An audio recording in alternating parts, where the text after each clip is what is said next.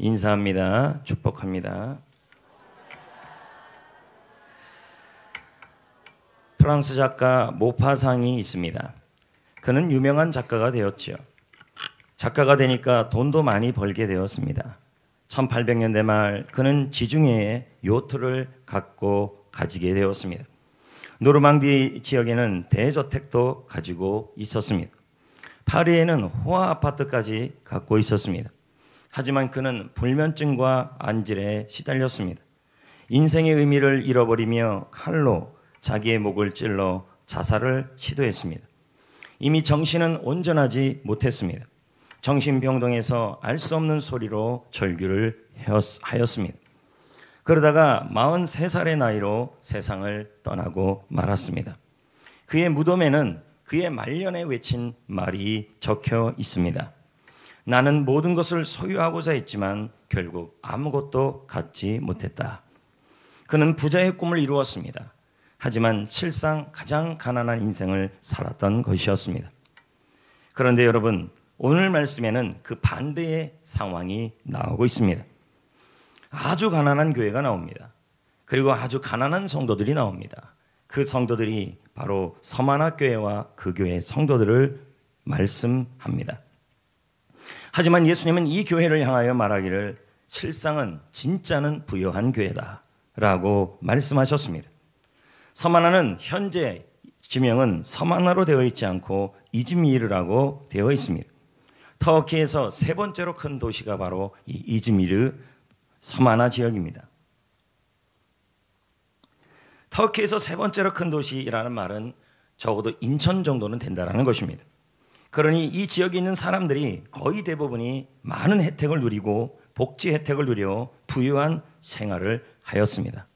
그런데 성도 여러분, 이 서만화 교회만 이 이즈마르 지역, 터키 세 번째 지역에서 목회했던 성도들과 교회, 이 서만화 교회만은 너무도 가난했던 것이었습니다. 도대체 왜 이 교회는 이렇게 가난했냐는 거죠. 그리고 이 땅의 교회를 향하여 우리 예수님께서 이 창립 기념주일에 감사주일에게 전하는 메시지는 또 무엇일까요? 왜 이 교회는 부유한 도시에 살고 있으면서 불구하고 이 교회 성도들은 이렇게 가난했을까요? 구절을 보겠습니다. 읽어봅니다. 9절입니다. 읽어볼까요? 시작. 내가 내 환난과 궁핍을 알거니와 자칭 유대인이라 하는 자의 비방도 알거니와 실상은 유대인이 아니요 사당에 해당이라. 이 교회는 세 가지의 어려움이 있었습니다. 그 첫 번째가 궁핍이었습니다. 궁핍이란 말은 성도임에도 불구하고 극단적 가난 그리고 처참한 가난을 의미합니다. 서만화 교회와 서만화 교회 성도들은 극단적 가난과 비참하고 처참한 가난을 보고 있었습니다. 환난은 어떻습니까? 여기 서만화 교회와 성도들이 당한 환난이라는 단어가 등장하는데 여러분 나중에도 살펴보겠지만 이 서만화 교회 성도들의 믿음은 굉장히 건강한 성도들이었습니다. 그런데 환난이라는 단어는 우리가 흔히 알고 있는 그런 환난이 아닙니다. 헬라어로 드립신, 뜻은 뭐냐면 끝없이 이어지는 시련을 말합니다. 죽을 만큼 힘든 고통을 말합니다. 저는 이 단어를 보면서 어찌 이럴 수가 있을까? 건강한 교회, 건강한 믿음을 갖고 있는 성도인데 이 교회 성도들은 시련이 끝이 없었다는 겁니다. 하나의 시련을 넘으면 또 하나의 시련이 오는데 그 시련이 어느 정도 견딜 만한 시련이면 좋은데 죽을 만큼 힘든 고통이었다는 것입니다. 그것도 왜 이런 고통이 하냐면 예수님을 믿는 신앙 때문에 사람들로부터 받는 이 죽을 만큼 힘든 고통과 끊임없이 이어지는 시련을 당했습니다. 저는 이 부분만 해도 위로가 됩니다. 왜? 건강하게 신앙생활했던 교회, 건강한 교회 성도들도 우리는 가끔 그런 생각하잖아요. 나도 예수님 건강하게 믿고 있는데 왜 나는 끊임없는 시련이 올까? 죽을 만큼 힘든 고통은 왜 올까? 예수 믿는 신앙 때문에 왜 사람들로부터 이런 죽을 만큼 힘든 고통을 당해야 하는가? 이런 질문을 할 때가 있습니다. 그런데 서만화 성도들이 이랬다는 거예요. 왜 이랬을까요? 이걸 이해하기 위해서 당시 이 서만화 지역의 환경을 좀 이해할 필요가 있습니다. 다 잘 사는데 서만화 교회 성도들만 가난하다는 거죠. 왜 그랬냐는 거죠. 당시 서만화 사람들은 농업을 하지 않고 장사를 했습니다. 대부분이. 이를 위해서 장사를 하려고 그러면 조합에 가입해야 합니다. 농협협동조합처럼 상인협동조합에 가입해야 합니다. 그런데 이 협동조합에 가입하게 되면 정기적으로 신사에 가듯이 신전에 가야 합니다. 그래서 로마 황제를 신이라고 고백하면서 다음과 같이 말해야 합니다. 로마 황제여, 당신은 나의 신이십니다. 당신만이 모든 것입니다. 이런 고백을 꼭 해야 했던 것입니다. 만약에 여기에 이 상인조합에 가입하여서 로마 황제를 신이라고 고백하고 그에게 모든 것을 드릴 거라고 말하면 로마 황제는 먹고 사는 데 지장을 주지 않고 없을 정도로 많은 복지적 혜택을 주었습니다.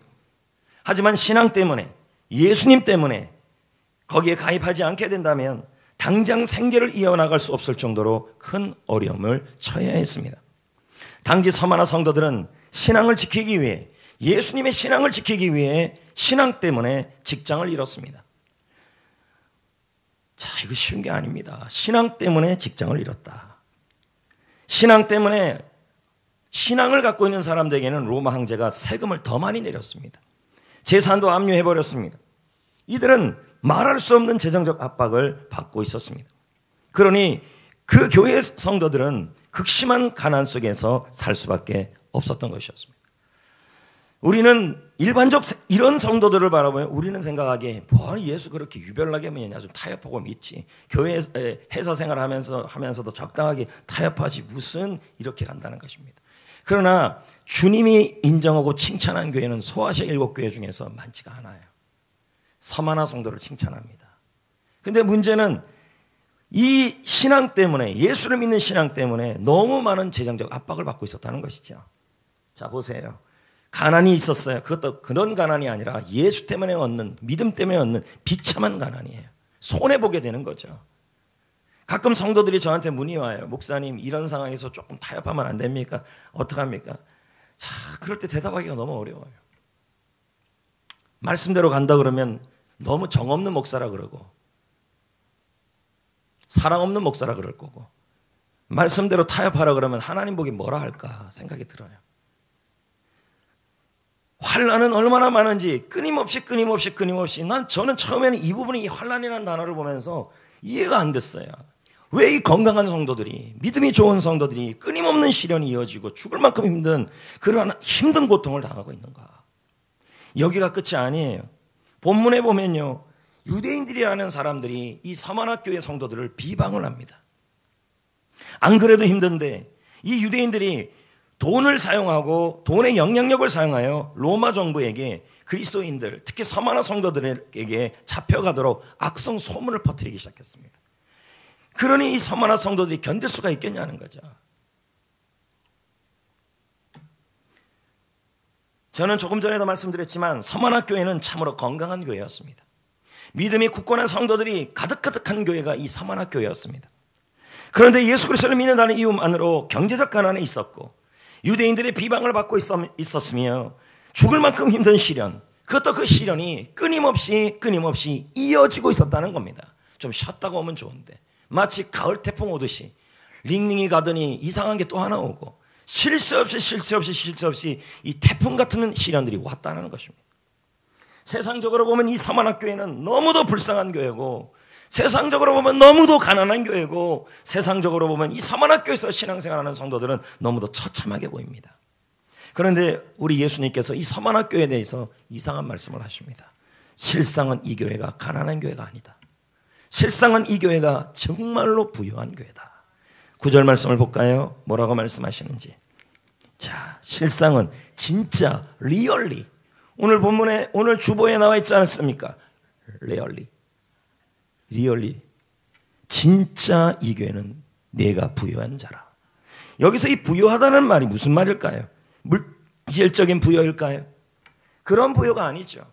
만약에 물질적 부여라 그런다면 오늘날 우리나라 성도들이 대형교회, 좋은 교회, 시설 좋은 교회만 찾아다닐 수밖에 없겠죠.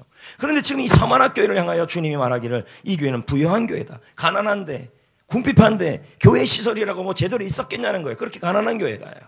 시련은 끊임없이 오고 예수 믿는 것은 생명 걸고 믿어야 되는 그 상황에서 우리 주님은 이 교회를 향하여, 야, 너희 이 서만화 교회 성도들아, 너희들은 부유하다, 가난하지 않다.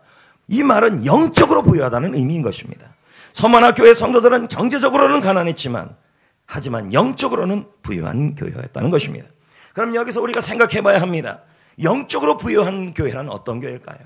영적으로 부유하다는 건 어떤 교회일까요? 오늘날 성도들이 교회를 선택할 때 어떻게 선택합니까? 시설이 좋으냐? 성도가 많냐?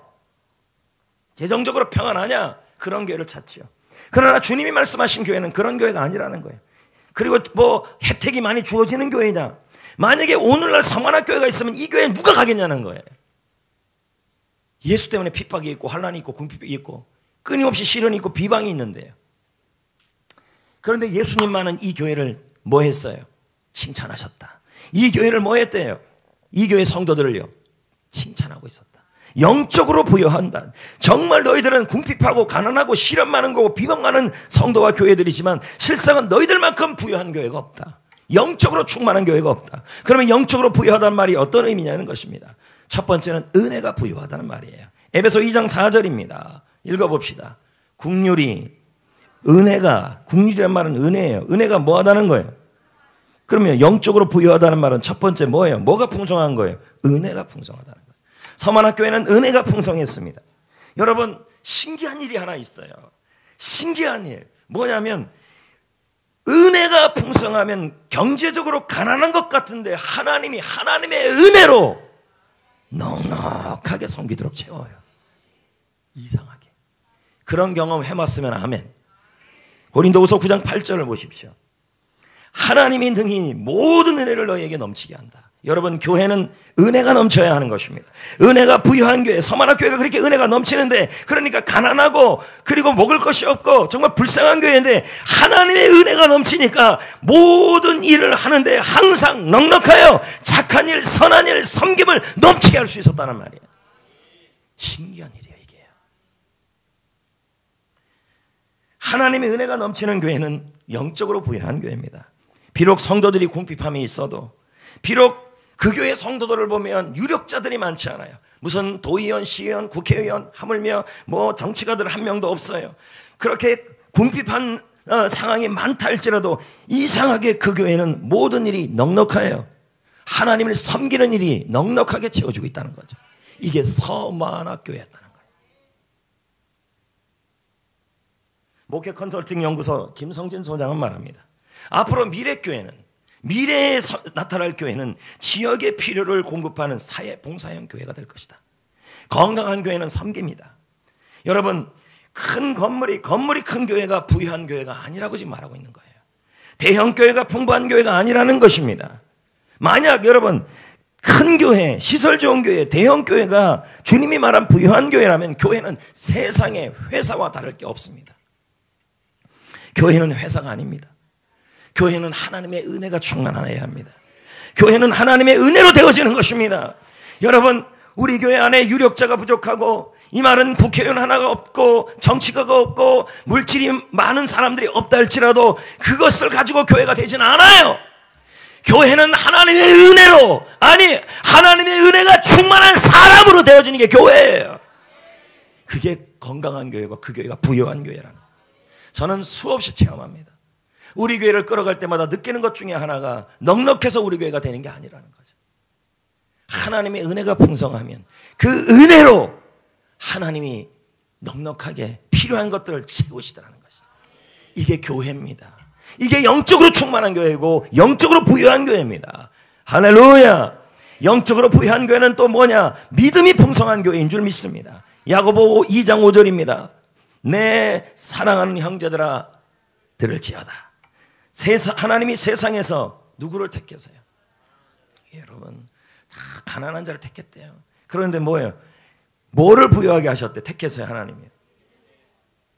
여러분 왜 믿음을 부여하게 하셨을까요? 믿음이 부여한 교회는 영적으로 부여한 교회인데요. 중요한 것은요 믿음이 부여해야 돼요. 왜 그러냐면 지금 시련이나 비방이나 환난이나 가난을 이기는 것을 만약에 가난하는 자를 택하사 그 다음에 다른 게 안 나오고 믿음이 부여한다는 말이 나온 이유가 있다니까요. 왜요? 믿음이 풍성해야만, 서만화 교회는 믿음이 풍성했어요. 믿음이 풍성해야만 시련을 이겨요. 물질이 시련을 이기게 못해요 여러분. 사람이 시련을 이기게 하는 게 아니에요. 유력자가 시련을 이기게 하는 게 아니라 믿음이 시련을 이기게 해요. 왜요? 요한일서 5장 4절에 다음과 같은 말씀이 있기 때문이에요. 세상을 이긴대요. 세상을 이기는 승리는 이것인데 그게 뭐래요? 우리의 믿음이라. 여러분, 그 저쪽이라 했었는데 어디 교회를 가보면 참 모든 게 막 좋아요. 풍성해요. 자, 주님이 말한 건 그렇게만 있는 것이 아니라, 자, 물질이 시련을 이기는 게 아니고 교회 시설이 고난을 이기는 게 아니라는 거예요. 지금요. 세상에 가난한 자를 택하사 물질을 주신 게 아니라 먼저는 세상에 가난한 자를 택하사 믿음을 부여케 하셨다. 믿음이 부여한 교회.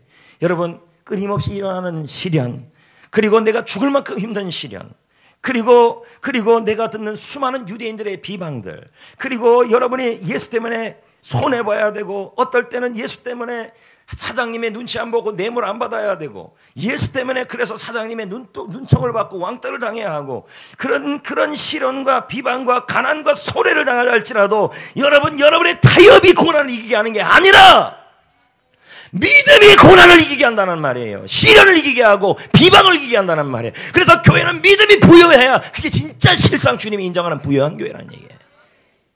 사마라 교회가 그런 교회였다는 거예요. 21세기 목회연구소 김두현 소장은 말합니다. 그의 책에서요. 미래 목회 최우선 자원은 사람이다. 사람을 세우는 사역이다. 그래서 사람을 세우는 마스터 플랜이 교회 안에 있어야 된다. 훈련 코스가 있어야 된다.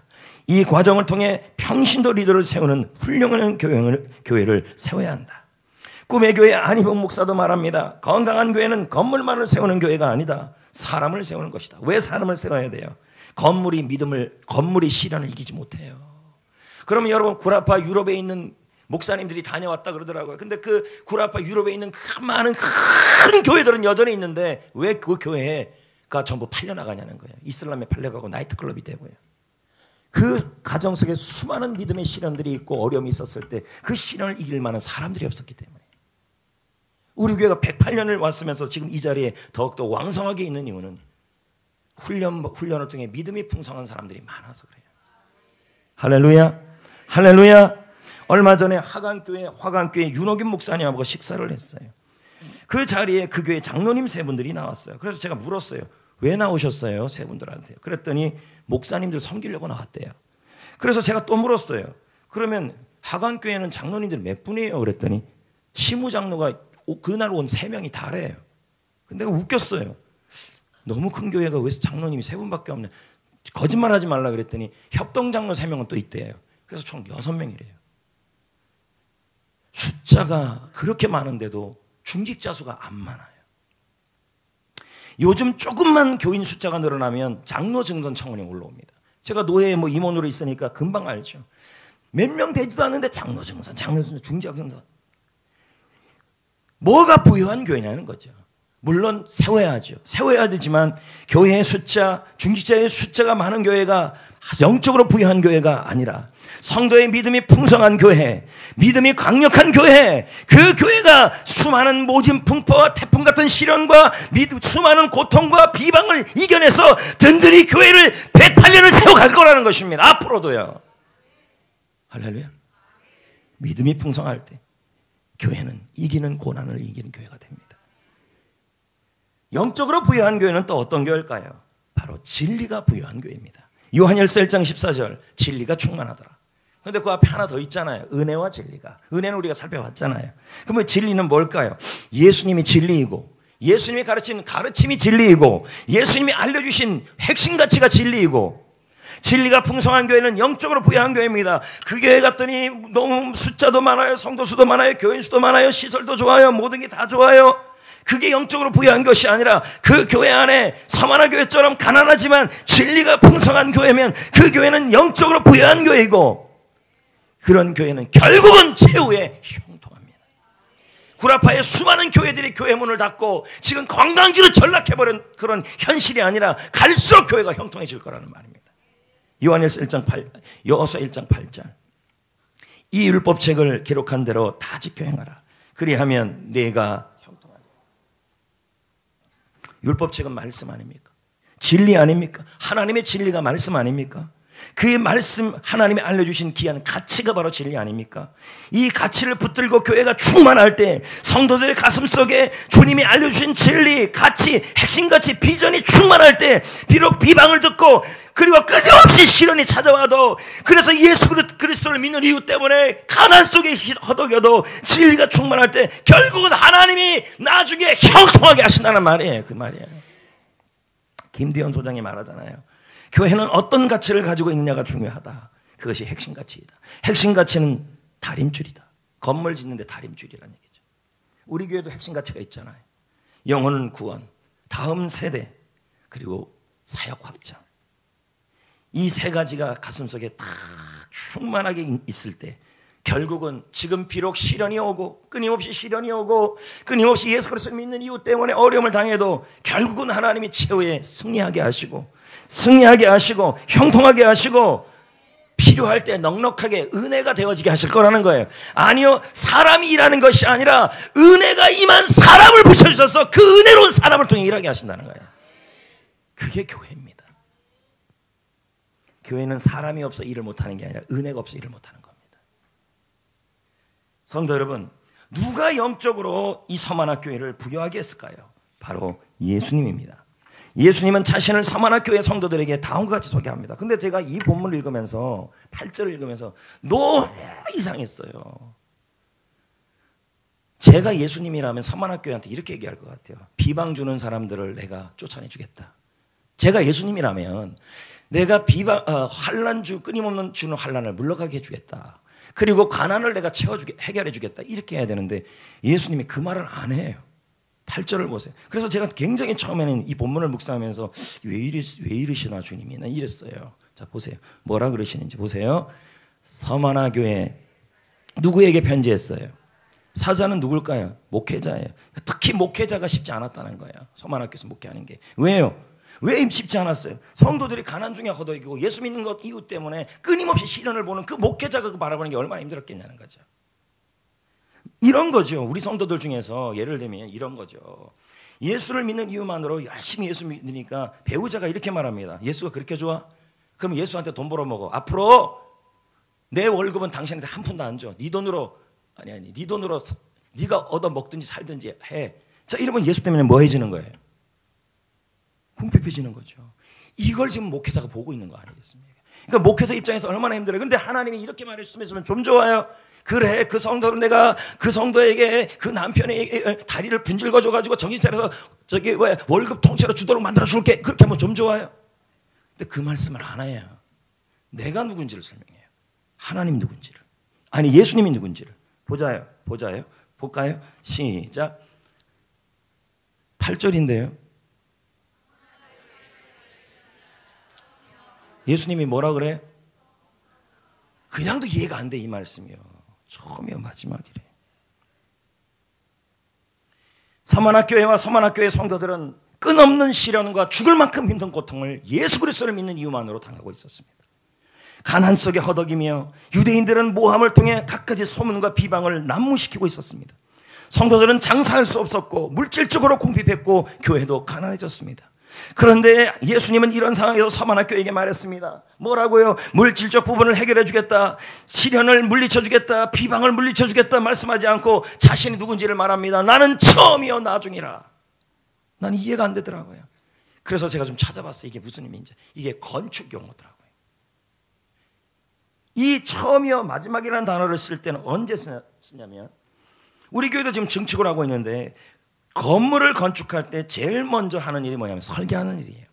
그러면 설계한 사람이 그 건물을 설계하고 나서 마지막 완공될 때까지 그 전체를 뭐 하냐면 책임을 져야 돼요. 맞잖아요. 그 의미라는 말이 이게 처음이야 마지막이라는 말. 그러니까 예수님이 이런 말씀을 하신 거예요. 성도들아, 목회자야, 사역자들아, 서만화 지역같이 힘든 지역에 있느냐? 서만화 지역같이 힘든 가정에 있느냐? 서만화 지역같이 힘들게 사역하고 있느냐? 걱정하지 말아라. 궁핍해도, 끊임없이 시련이 다가와도, 끊임없는 비방을 들어도 나는 너에게 처음이요 마지막이다. 이 말은 내가 너희를 끝까지 책임질 거다. 너희를 끝까지 돌볼 것이다. 악한 사람과 악한 환경까지도 사용하여 마지막에 너에게 승리를 줄 것이다.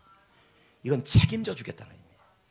내가 우리를 구원하신 주님, 우리를 붙들어 주신 주님, 예수 믿게 하신 주님, 나를 참 성전께 오게 하신 그 주님이 마지막까지 여러분을 끝까지 보호하고 지켜주고 책임져 주겠다는 말이에요.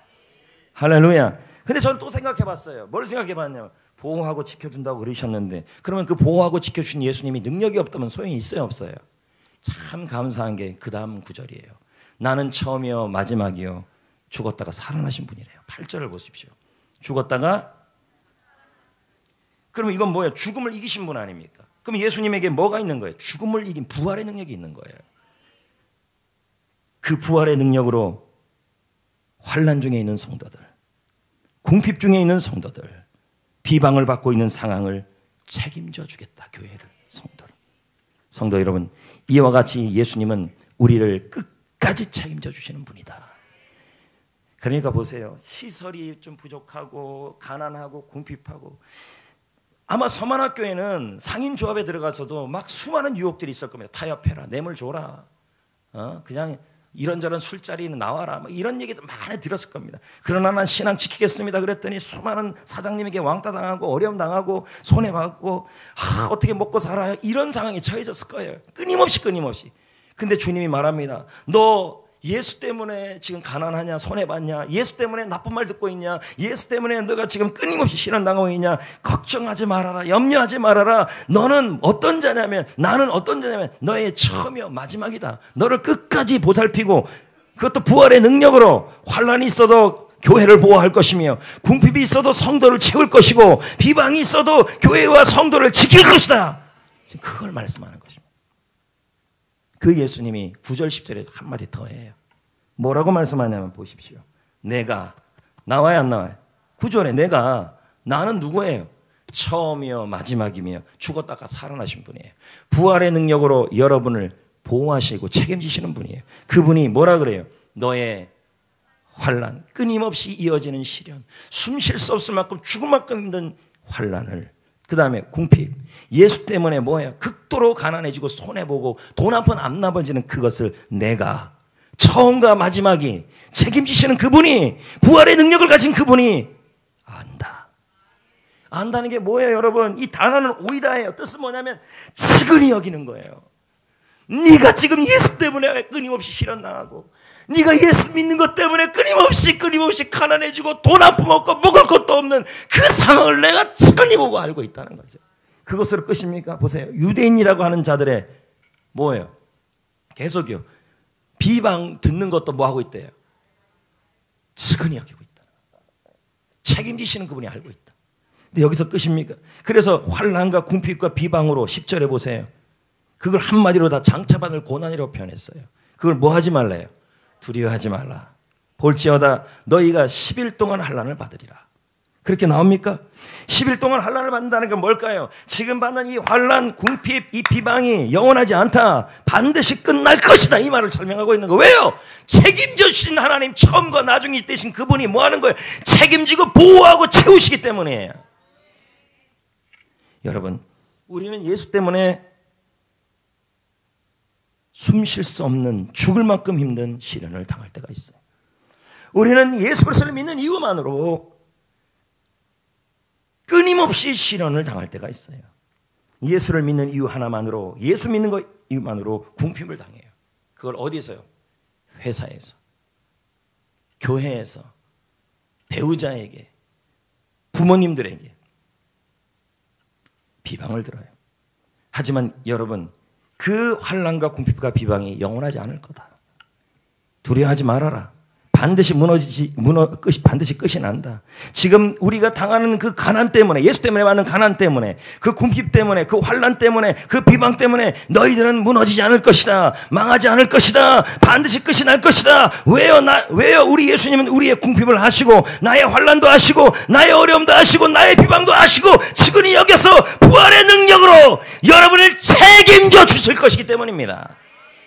아멘. 성도 여러분, 1910년 10월 16일 우리 성전교회가 이 지역에 창립이 되었습니다. 지난 108년의 역사 동안에 많은 믿음의 선배들이, 선진들이 성전교회를 위해 헌신했습니다. 그런데 성도 여러분, 저는 우리 교회 역시 서만화 교회 같이 외적으로 부유하지 못할 수도 있다고 생각을 합니다. 우리 교회 성도님들을 역시 예수 그리스도를 믿는 이유만으로 그 때문에 궁핍한 일을 경험하며 손해를 보고 비방도 듣기도 했을 것입니다. 하지만 여러분, 예수님은 우리 교회 성도님들에게, 아니 우리 성전교회에게 처음과 나중이 되어 주셨습니다. 끝까지 책임져 주셨습니다. 부활의 능력으로 우리 교회를 보호해 주셨습니다. 그래서 지금 이 자리에 서 있는 것입니다. 우리 교회를 영적으로 부유한 교회를 되게 하여 주신 것입니다. 오늘날 시설 좋은 교회, 여러분 동탄, 하성, 저는요 동탄만 가도 이렇게 좋은 음식점이 많은지를 처음 알았어요. 지난번에 어떤 목사님하고 가서 밥 먹었는데 여기 송전하고 비교가 안 돼. 그럼 교회는 오죽하겠습니까? 저는 우리 교회보다 좋은 교회가 훨씬 많아요. 제 말은 시설 좋은 교회가요. 과연 시설 좋은 교회가 주님이 인정하는 교회라고 우리가 확신할 수는 없다는 거죠. 왜 성전교회에서 신앙생활하는데 환난이 끊임이 없나요? 예수 때문에. 왜 성전교회에서 신앙생활하는데 왜 이렇게 물질적으로 손해만 자꾸 봐야 하나요? 왜 성전교회에서 신앙생활하는데 왜 이 비방은, 유대인들의 비방은 이렇게 많나요? 서만학교회 성도들도 그랬다니까요. 중요한 건 환난이 있냐 없냐, 그리고 시련이 있냐 없냐, 그리고 가난이 있냐 없냐, 비방이 있냐 없냐가 아니라 예수님이 누구신지가 중요해요. 처음이요 나중입니다. 여러분에게 비방 가운데 지켜주시고 환난 가운데 보호하시고 가난 가운데 책임져 주시는 하나님이죠. 할렐루야. 우리 교회를 영적으로 진짜 부유한 교회가 되게 하여 주신 줄 믿습니다. 은혜가 풍성했습니다. 왜요? 제가 보니까 그래요. 은혜가 풍성했으니까 수많은 일들이 이 섬기고 하는 일들이 어떻게 우리 힘으로 됩니까? 하나님의 은혜가 임해서 그 은혜로운 일들이 은혜가 임한 사람들을 통하여 넉넉하게 일이 되어진 거죠. 믿음이 충만했습니다. 그러니까 여러분 108년에 뭔 일이 없었겠습니까? 아마 소설을 써도 영화를 써도 아마 파란만장 엉망진창이래요. 파란만장했을 것입니다. 그럼에도 불구하고 지금 갈수록 여기에서 풍성해지고 있잖아요. 왜 그럴까요? 시련을 이겨낸 거죠. 뭐로요? 믿음이 풍성했기 때문에. 그 믿음 가운데 그 믿음이 왜 풍성했을까요? 끊임없는 훈련을 시켜왔기 때문이에요. 할렐루야. 거기다가 우리가 진리를 붙들었잖아요. 핵심 가치를 붙들었잖아요. 영원구원, 다음 세대 셀교의 번식을 통한 사역 확장, 이 일을 하다가 비방을 들어요, 이 일을 하다가 환난을 받아요, 이 일을 하다가 궁핍을 받아요, 손해를 봐요. 그래도 여러분 그게 풍성했잖아요. 그러니까 어떻게 돼요? 결국은 나중에 형통해지는 일이 일어날 거라는 것입니다. 넉넉히 채우시고. 그런데 성도 여러분, 여기서 궁금한 게 하나가 있어요. 그게 뭐냐? 말씀을 준비하면서 되게 궁금했어요. 저는 그랬다고요. 되게 궁금했어요. 서만학 교회를 왜 진짜 부유한 교회를 되게 하셨을까? 우리 교회와 우리 성도들이 왜 앞으로 진짜 부유한 성도와 교회가 되겠어요? 비방이 있는데, 환난이 있는데, 시련이 있는데, 숨 쉴 수 없을 만큼 죽고 싶은 죽을 것 같은 환경이 있는데, 가난이 끊임없이 손해보는 일이 일어나는데도 주님은 이 교회가 부유한 교회가 될 것이고 넉넉히 채워지고 하나님이 일을 할 때마다 하나님이 굶기지 않을 거라고 지금 말씀하고 있다는 거예요. 왜 도대체 왜요? 여러분 예수님 때문에 굶은 사람은 없어요. 굶어 죽은 사람은 없다는 거예요. 왜 그렇게 했을까요? 본문에 보니까 이유가 나와요. 10절에 여러분이 제일 듣기 싫어하는 구절이에요. 죽도록 충성하라. 좀 웃으려요. 이 말은 죽을 만큼 충성하라 그 의미일까요? 아니에요. 그 본문의 뜻이 두 가지 의미가 있어요. 죽도록 충성하라는 말은 뭐냐면 책임져 주시는 하나님. 자, 다시요. 서만학 교회 같이 예수 그리스도를 믿다가 환난이 끊임없이 오고 예수 그리스도 때문에 비방을 듣고 예수 그리스도를 믿는 이유만으로 끊임없이 가난해지는 그런 일이 있다 할지라도 주님을 버리지 말고 주님 배반하지 말고 끝까지 하나님을 믿어보라는 거예요. 그게 죽도록 충성하라는 말이에요. 여러분 우리나라 개 중에서 아주 유명한 개가 한 개가 있잖아요. 한 개가 있대. 한 마리가 여러 마리가 개가 있잖아요. 그 개가 무슨 개예요? 맞습니다. 진돗개입니다. 미국에서 이 진돗개가 워낙 유명하니까 훈련시켜갖고 쓰려고 불렀어요. 그래서 훈련을 시켰는데 독일선 세파트가 3년 걸리는 훈련을 진돗개는 3년이래요. 3달 걸리는 훈련을 한 달 만에 끝낸 거예요. 정말 영리한 거예요. 이 개가요. 그래서 앞으로 그래 모든 구조훈련과 그리고 모든 군사훈련에 진돗개를 쓰자 미국에서 결정을 했어요. 그런데 마지막 심사에서 진돗개가 떨어졌어요. 이유가 뭔지 아세요? 알 리가 없겠죠. 말을 안 해줬으니까요. 이유가 뭔지 말씀드리겠어요. 진돗개는 세파트하고 다르게 처음 훈련시켜준 주인 외에는 아무도 말을 안 들어요. 그러면 여러분 개라는 게 주인이 한 명이에요. 자꾸 바뀌어요. 그러니까 교관이 자꾸 교관만 있어요. 아니면 군대에 가면 또 다른 뭐 군인 뭐가 있을 거 아니에요. 그래서 진돗개가 탈락됐다는 거예요. 그런데 좋은 의미일 수도 있다는 거죠. 한 번 주인으로 섬기면 주인이 때로는 밥을 들 줘도 때로는 주인이 때로는 저쪽 나쁜 데로 데려가도 나쁜 데로 데려가봤자 뭐 훈련 때문에 그렇겠죠. 그렇다 할때라도 죽을 때까지 진돗개는 주인을 안 바꿔요. 이게 충성이에요. 신실이에요. 성도 여러분, 서만학교회 같은 우리 교회에서 신앙생활하는 여러분, 예수 그리스도를 믿는 이유 때문에 가난합니까? 엄마가 말합니다. 너 교회 가면 오늘부터 용돈 없어. 그래서 손해를 경험하고 있습니까? 남편이 아내가 말합니다. 여보, 요즘은 여자가 더 세니까 당신 교회 나가면 오늘부터 국물도 없어. 밥 안 해줘. 그렇게 굶고 있습니까, 여러분? 이런 저런 일로 인해서 가난을 경험하고 예수 그리스도를 믿는 이유 때문에 끊임없이 이어지는 시련이 연속되고 있습니까? 예수 그리스도를 믿는 이유 때문에 유대인의 비방을 받고 있습니까? 예수 그리스도를 믿고 있는데 왜 이런 일이 나에게 일어나는지 이해가 안 갑니까? 납득이 안 됩니까? 그래서 마음속에 자꾸 이런 마음이 듭니까? 죽도록 충성, 끝까지 주님 믿고 싶진 마음이 없어요. 주님 배반하고 싶고 주님 버리고 싶고 그래서 신앙이 점점 예전같이 않고 싶지 않습니까? 하지만 여러분, 처음과 나중 되시는 주님, 우리를 끝까지 책임져 주시는 주님, 주님이 언제 환난이 있다 없다, 교회 생활, 신앙 생활하는데 끊임없는 환난, 죽을 만큼 힘든 고통, 그리고 비방, 그리고 더불어서 또 뭐예요? 거시기, 가난, 이런 것이 없다라고 말한 것이 아니었습니다. 중요한 것은 그것이 있냐 없냐가 아니라 예수님이 책임져 주는 게 더 중요하다는 거죠. 나의 처음과 나중에 계시는 주님 앞에 하루살이보다 못한 우리가 어찌 주님의 뜻을 다 할 수 있겠습니까? 서만학교에서 성도 신앙생활 하는데, 성전교에서 신앙생활 하는데, 저 교회 가면 의자도 너무 좋고, 그래서 그 교회 가면 은혜 될 것 같아. 의자를 앉는다 그래서, 시설 좋은 의자를 앉는다 그래서 비방이 떨어지거나 환난이 극복되는 건 아니에요, 여러분. 영적으로 부여해야죠. 교회를 선택할 때 잘 선택해야 돼. 내 입으로 말 못합니다. 우리 교회가 영적으로 부유하다는 건. 이미 말을 했어요. 여러분, 중요한 게 하나 있어요. 나의 처음과 나중이 되시고 나를 끝까지 책임져 주시는 그분을 붙들고 가는 삶 속에서 우리가 어떨 때는 가난을 경험하고 끊임없는 시련과 죽을 만큼 힘든 고통을 당하고, 그리고 교회와 가정과 직장과 삶 속에서 끊임없는 시련과 비방을 당한다 할지라도 우리 하나님은 여러분에 대해서 실수하지 않아요. 여러분을 실망시키지 않을 거예요. 부활의 능력으로 끝까지 보호하고 지키시고, 비방 중에 지키시고, 환난 중에 보호하시고, 가난 중에 책임져 주실 것입니다. 이걸 끝까지 믿으라고. 이게 죽도록 충성이에요. 이게 신실함이에요. 찬양 중에 이 찬양이 있잖아요. 하나님 한 번도 나를 실망시킨 적이 없다. 한번 제가 불러볼게요. 1절만.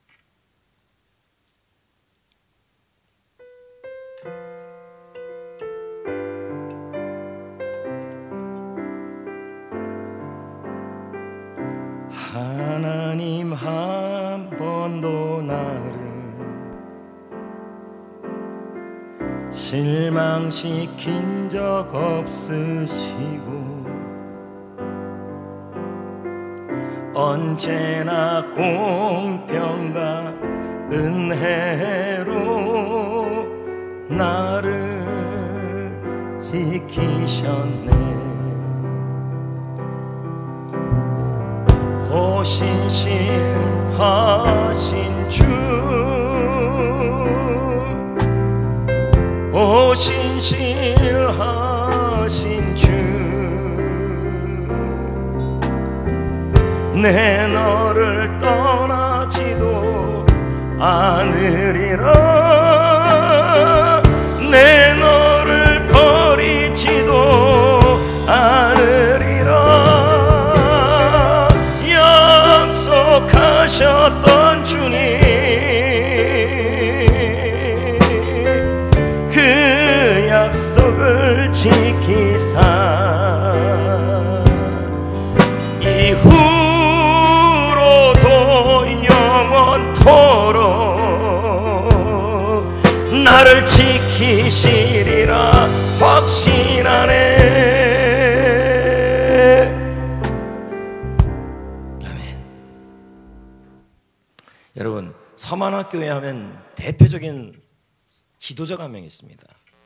우리 신학생들에게는 제가 신학 공부할 때도 교회사를 배울 때 배웠던 사람이죠. 이분들을 속사도라 그럽니다. 사도들 밑에 있었던 사람들. 서만학교의 대표적인 인물이 폴리갑입니다. 이 폴리갑은 많은 사람들의 존경을 받았습니다. 그런데 황제가 그래서 황제가 폴리갑을 죽일 수가 없었습니다. 어느 날 황제가 말합니다. 폴리갑, 네가 예수를 버리고 황제를 주로 고백하고 타협하면 난 널 살려주고 너에게 수많은 복지 혜택을 줄 것이며 정부에서 주는 모든 것을 다 누리며 떵떵거리며 이 세상에서 너희가 살 수 있게 만들어줄 것이다. 더 이상 너는 비방을 받지 않아도 되고 시련을 받지 않아도 되고 고문을 받지 않아도 된다. 만약에 내 말을 듣지 않으면 나는 너를 잡아다가 사자에 풀어서 죽여버리겠다. 폴리갑은 말합니다. 그때 나이가 86세였습니다. 내 인생 86년 동안 나의 주님은 내가 예수 때문에 어떨 때는 가난해지고 예수 때문에 어떨 때는 굶을 때도 있었고 예수 때문에 어떨 때는 끊임없이 시련이 다가오고 예수 그리스도를 믿는 이유만으로 비방을 들어도 하나님은 한 번도 나를 실망시킨 적이 없었습니다. 하나님이 나를 모른다고 한 적이 없었습니다. 내가 어떻게 이 자리에서 주님을 배반하고 주님을 모른다고 말합니까? 죽도록 충성했습니다. 서만학교의 그 고백처럼 예수님의 고백처럼 죽도록 충성했던 사람이 이 폴리갑이었어요. 서만학교의 성도들은 실제로 그렇게 충성했습니다. 비방을 받아도 환난이 끊임없이 다가와도 궁핍을 있어도 책임져 주시는 하나님, 보호해 주신 하나님, 지켜 주신 하나님을 끝까지 붙들었다는 것입니다. 이게 충성이에요. 죽도록 충성. 두 번째 의미, 환난과 궁핍과 비방 속에서도 나에게 맡겨진 본분을 중단 없이 감당하는 거예요. 왜요? 이 충성이라는 이 피스티스라는 단어에 지속이라는 의미가 들어있어요. 죽도록 충성한다는 말은 뭡니까? 비방을 받아도 예수 때문에, 예수 때문에 궁핍이 있어도, 예수 때문에 환난이 있어도 맡은 바 사명을 중단 없이 감당해 가는 거예요. 본분을 내려놓지 않는 거예요. 그래서 하나님과 사람에게 믿을 수 있는 사람이 되는 거예요. 성경에 보면요, 데마라는 사람이 나옵니다. 여러분도 알 겁니다. 근데 사실 이 데마라는 사람은 사도 바울의 동역자였습니다. 여러분, 성경에서 쓰는 이 동역자라는 단어는 생명을 같이 하는 사람이에요.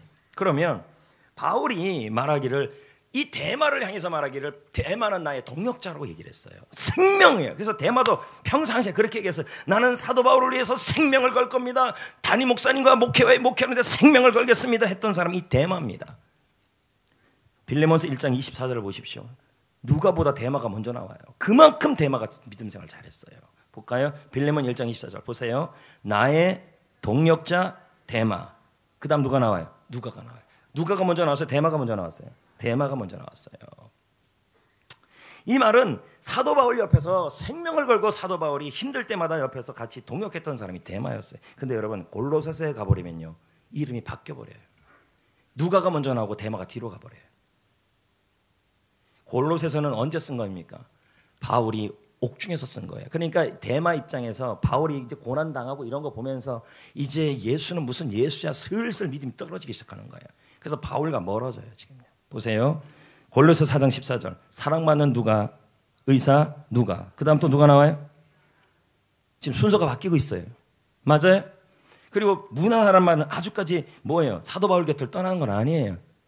예? 근데 좀 떠나려고 지금 준비 중에 있는 것 같이 보여요. 성경의 흐름이 그래요. 근데요, 디모데후서 4장 10절에 보세요. 완벽하게 떠나요. 자, 보십시오. 대마는 이 세상을 사랑하여 나를 버리고 사도 바울을 버렸대요. 버리고 데살로니가로 갔다. 자, 보세요. 대마 역시 예수 그리스도를 믿다가 비방을 들었고 예수 그리스도를 믿다가 시련, 끊임없는 시련과 궁핍을 당하다 보니까 먹고 사는 게 너무 힘들었을 것입니다. 세상을 사랑했다는 말은 타협했다는 말이죠. 그리고 더 이상 뭐 하는 거예요? 이제는 사명을 중단해버리고 그리고 하나님 주신 사명을 감당하지 못하고 죽도록 충성하는 사람이 안 되었다는 얘기라는 거죠. 우리 중에 이럴 수도 있다는 거예요. 김우현 감독의 가난한 자라는 복이 있나니라는 영화가 있어요. 그 영화의 주인공은 다큐멘터리인데 최춘선 할아버지예요. 이 할아버지는 복음의 빚진 자로서 길을 걸으며 복음을 외쳤어요.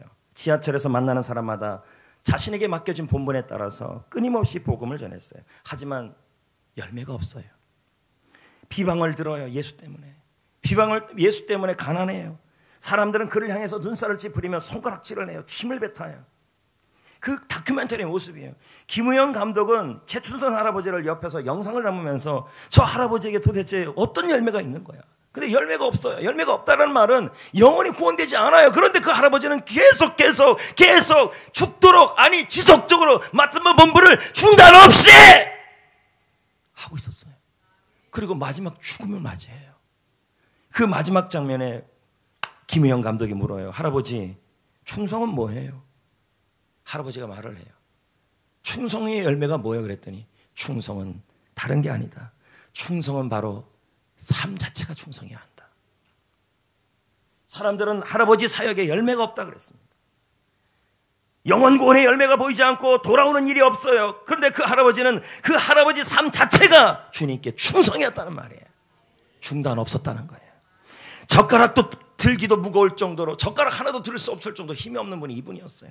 그런데 그 몸으로 주님의 사명을 위해 중단 없이 매일 예수 때문에 시련을 받아도 예수 때문에 비방을 받아도 예수 때문에 가난해져도 중단 없이 맡은 바 본분을 감당하는 게 죽도록 충성이라니. 그분은 그분의 삶 자체가, 사람 자체가, 존재가 충성이었다는 거죠. 이와 같이 서만학교회 성도들은 죽도록 충성했습니다.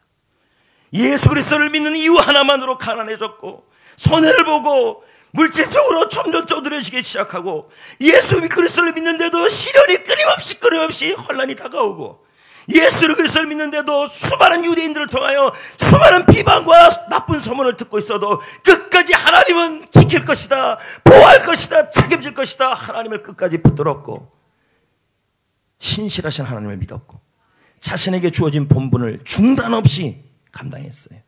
그때 하나님은 이 교회를 진짜 부유한 교회라고 말한 거예요. 지난주 목요일 노인대학을 끝나자마자 저는 협약식을 위해서 도헌치과로 갔습니다. 성전노인대학과 성전교회랑 협약을 했습니다. 많은 혜택을 약속했어요. 40에서 45% 모든 치료에 대한 것을 얘기했어요. 그리고 나서 원장님과 식사를 했습니다.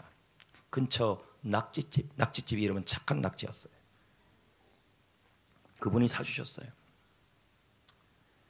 그래서 제가 물었습니다. 공부하고 치과 개원한 이유가 뭐예요? 그랬더니 저는 공부한 이유도 사명을 위해서 공부했고 치과 병원 하는 이유도 선교를 위해서 합니다. 그래서 또 물었어요. 그랬더니 이런 말을 해요.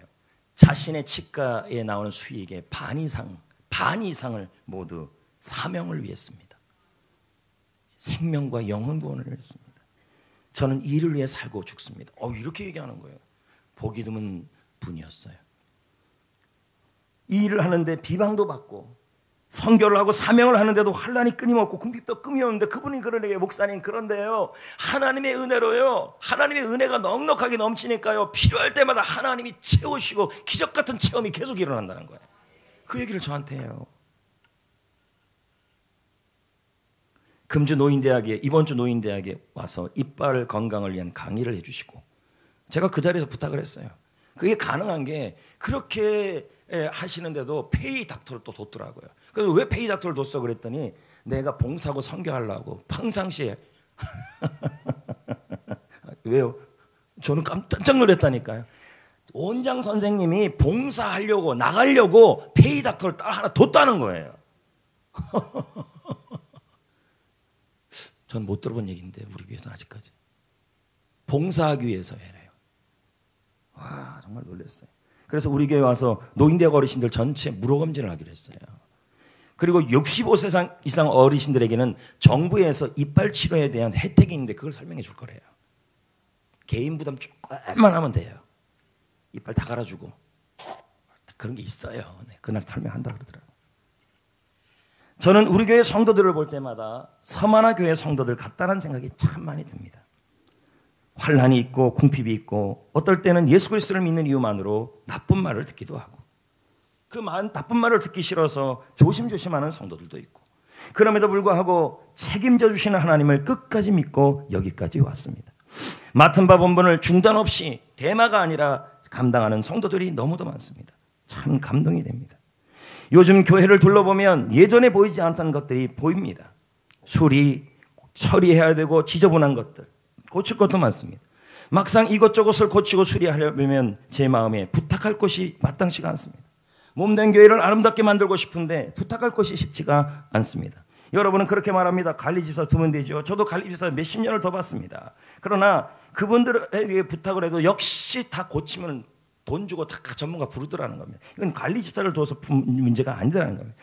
큰 공사는 전문가에게 부탁할 수 있습니다. 또 교역자들이 하기에는 한계가 있죠.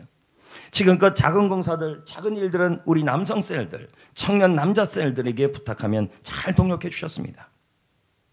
바쁜 가운데도 주님의 몸된 교회를 섬겨 주셔서 감사합니다. 각 여성 셀들도 참 감사합니다. 그리고 여성 청년 셀, 저는 우리 여성 청년 셀은 거의 남성적 일을 하고 있다고 생각합니다. 괜찮아요. 여기다 부탁해도 될 것 같아요. 교회 중축하는 관련해서 교회 저쪽 창고와 모든 폐기물을 처리해야 된다는 얘기를 계속 저한테 했습니다. 그래서 이번 주말에 폐기물 처리를 해야 합니다. 교회 뭐 더러운 게 너무 많아요. 그걸 다 없애야 된다는 얘기예요. 그래서 이번 주말에 남성 셀 그리고 남성 같은 여성 청년들까지 다 해서 좀 해주고 봉사부에서는 좀 밥이라도 좀 해주세요. 고기는 필요 없어요. 맛있게 된장고기라도 좀 끓여주세요. 이렇게 강당공사도 마쳤습니다. 저는 전국교회 집회와 세미나를 다니면서 교회를 갈 때마다 얼마나 많은 교회를 다녔습니까? 제가 어제도 집회 요청이 또 들어왔습니다. 근데 다행히 제가 해피코스 성경 토크할 때더라고요. 그래서 제가 간다 그랬어요. 예. 그런데 그 교회를 갈 때마다 다 사진부터 찍어요. 딱. 그리고 저거 갖고 기도해요. 우리 교회 어떻게 적용할까? 그래서 이 강단 뒷배경하고 강단하고 이 1차 작업이 맞춰진 겁니다. 창립 감사주일 전에 이걸 마치고 싶었어요. 제 마음은. 예. 다 마무리된 게 아니랍니다. 이제 뭐 오늘 내일 마무리 또 진다 그러는데요. 너무 감격스럽고 뭐 있어서 한 게 아니라 은혜로 했다고 저는 생각합니다. 그리고 성도들의 수고 덕분입니다. 어제도 보니까 많은 셀들이 평상시에는 그렇게 교회 안 닦더니 교회가 한번 이렇게 깨끗하게 됐더니 아침에 어떤 셀이 와서 또 닦고 또 닦은지 모르니까 또 정신에 누가 와서 또 닦고 저녁에 닦고 교회가 얼마나 맨들맨들해졌는지 그것도 감사합니다. 더불어서 제가 한 가지만 더 부탁드리면 교회 수리와 증축할 때 우리가 해야 될 말은 좋은 말뿐이 없습니다. 3가지만 합시다. 수고하셨습니다. 감사합니다. 잘했습니다. 교회 증축도 진행되고 있습니다. 일정이 내년 2월에 끝납니다. 처음 예상보다 비용이 늘어나고 있어서 기도가 더 많이 필요합니다. 6억 5천이 더 필요합니다. 여러분들 더 많이 기도해 주십시오. 여러분 이렇게 주님을 위해 죽도록 충성하는 교회와 성도들에게 주님은 약속합니다. 10절에 생명에 뭘 준대요? 네? 면류관을 준다.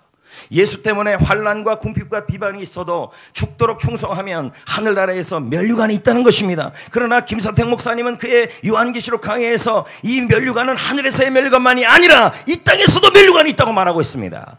제가 읽어보겠습니다. 우리가 살아가면서 주님께 충성하기 때문에 영적 공격과 시험을 받는다. 그래도 믿음으로 잘 견뎌내면 이기는 자가 되면 그때마다 하나님은 우리를 새로운 차원의 믿음으로 올려주신다. 회복과 부흥과 능력을 새롭게 한다. 이것이 바로 면류관이다.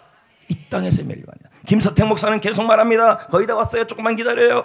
고난을 피하지 말라. 고난을 거부하지 말라. 고난을 싫어하지 말라. 고난을 두려워하지 말라. 고난은 영원하지 않다. 하나님은 실수하지 않는다. 하나님은 책임져 주신다. 요한계시록 서만학교에 지금 강의하면서 쓴 말이 이 말이에요. 하나님은 고난을 통해 반드시 영적으로 부여하게 하실 것이다. 비방을 통해 은혜를 주실 것이다. 궁핍을 통해 말씀을 주실 것이다. 진리를 주실 것이다. 이 하나님을 끝까지 믿어야 한다. 맡은 바 본분을 중단 없이 끝까지 매일 감당하라. 이렇게 말하는 것입니다. 그동안 여러분 오래 잘해주셨습니다. 각자의 은사에 따라 섬겨주셨습니다. 여러분 덕분입니다. 하지만 교회 생활하다 보면 환난도 있고 시련도 있고 이 말 저 말 들을 때도 많습니다. 그럴 때마다 우리가 마음속에 드는 건 뭘까요? 다 그만두고 싶다. 마치 모든 걸 다 내려놓고 싶다. 이런 마음이 들 때가 있다는 것입니다. 그래도 여러분 우리 성도님들은 끝까지 하나님을 믿고 여기까지 온 것입니다. 처음과 나중 되시는 하나님, 비방 가운데 지켜주시고 할렐루야, 환난 가운데 책임져 주시고 가난 가운데 채워주시는 하나님, 그 하나님을 실수하지 않는 하나님을 믿으시라고요. 그리고 중단 없이 맡은 바 본분을 잘 감당해 왔습니다. 이찬수 목사는 요한계시록 강의에서 말합니다. 하나님은 끝까지 충성하는 사람을 보신다. NCD에서는 건강한 교회는 이런 교회라고 합니다. 평신도가 동력자가 되어 은사에 따라 교회를 섬기는 교회. 교회 조직 자체를 사역을 위해 존재하는 기능적 구조로 만드는 교회. 이런 교회들이 전 세계적으로 보니까 건강한 교회라는 거예요. 체계가 너무 많지 않다는 거예요. 사역으로 해서 심플하다는 얘기죠. 목회전력 연구소 김성진 소장도 말합니다. 복잡한 교회 구조일수록 경강성을 약해진다. 사역을 위해 단순한 구조가 되어야 한다. 은사 중심적 교회를 세워야 한다. 평신들이 사역하는 교회를 세워야 한다. 그것이 성경적 교회이다. 평신도가 은사 중심으로 교회를 사역하는 모습이 바로 예수님을 사랑하는 모습이라는 것입니다. 길버트 박사는 말합니다. 그리스도께서 사랑하는 교회를 사랑하지 않으면서 그리스도를 사랑한다고 하는 사람은 그리스도를 정말로 사랑하지 않는 것이다. 그리스도를 향한 참된 사랑은 반드시 교회에 대한 사랑으로 나타나야 한다. 사역으로 나타나야 된다는 거예요. 예배만 드리는 신앙이 되지 마시고 은사에 따라서 교회를 섬기는 신앙이 되셔야 됩니다. 이제 셀리더를 중심으로 내년 은사 배치 사역표를 나눠주실 것입니다. 각자 은사 사역에 따라 은사 지원을 해 주십시오. 전도팀, 기도팀, 해피코스, 전도도우미, 내치 사역은 지원하지 않으셔도 됩니다. 교사도 학신반 이상, 내년 2월에는 드림센터가 지어집니다. 그래서 드림센터에 청소와 미화, 섬김이 참 많이 필요합니다. 남자 셀에게서는 적극적으로 교회 관리와 운전에 지원해 주시기를 부탁드리겠습니다. 이제 말씀을 맺습니다. 교회 생활하다가 고난 올 수 있습니다. 예수 믿는 것 때문에 경제적으로 힘들 수 있습니다. 죽을 만큼 힘든 시련을 만나기도 합니다. 열심히 섬기고 있는데 비방을 듣습니다. 하지만 우리는 무너지지 않습니다. 우리는 쓰러지지 않을 겁니다. 이 시련은 영원하지 않을 것입니다. 오히려 영적으로 부여하게 될 것입니다. 은혜와 믿음이 풍성해지고 진리가 가득해지고 승리와 형통과 넉넉함이 넘치는 성도가 될 줄 믿습니다. 하늘에서는 면류관을 받을 것입니다. 그러므로 죽도록 충성합시다. 환난이 있어도, 궁핍이 있어도, 비방이 있어도 책임져 주신 하나님을 버리지 맙시다. 끝까지 믿읍시다. 할렐루야. 그리고 맡은 바 본분을 내려놓지 맙시다.